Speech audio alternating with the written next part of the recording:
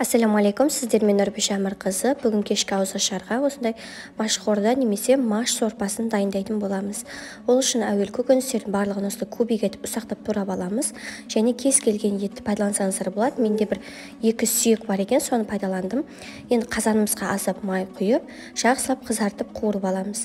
Соңғы уақыттары жаңағыдай ауызашарлар көбейіп кеткендіктен мен ондай аса үйде кешкі тамақтар жасаған жоқпын. Сондықтан ютубқа да көп шыққан жоқпын.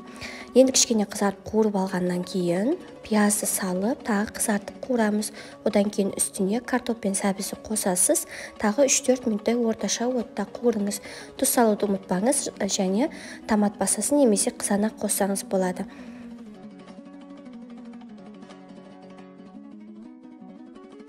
Осылай қызартып қуырып алғаннан кейін үстіне молынан етіп су құйыңыз. Сәйкесінше үйіңізде қанша адам, соған қарай құя берсеңіз болады. Менде 5 литрлік қазан, сондықтан аз көрініп тұрады.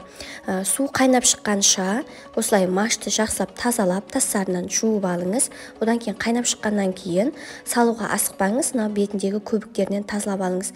Осы көбіктерін алып болғаннан кейін ғана машты салыңыз. Яғни ол дән маш деп аталады, көбісі біле бермейді. Бұл өте пайдалы және ыстық дақыл болып табылады. Белге, буындарға өте пайдалы. Енді өте баяу отқа 1 сағатқа қалдырамыз, маштың жарылғаны күтеміз.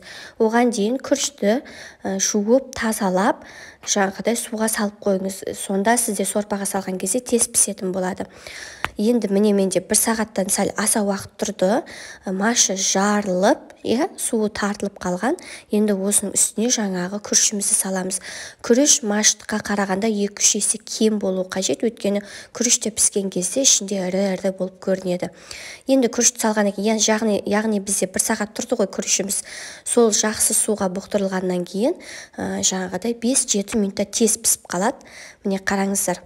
Орташа отта пісірдім, аса қатты отта да пісірген жоқпын, өйткені одан бетер суы тартылып кете ме дедім.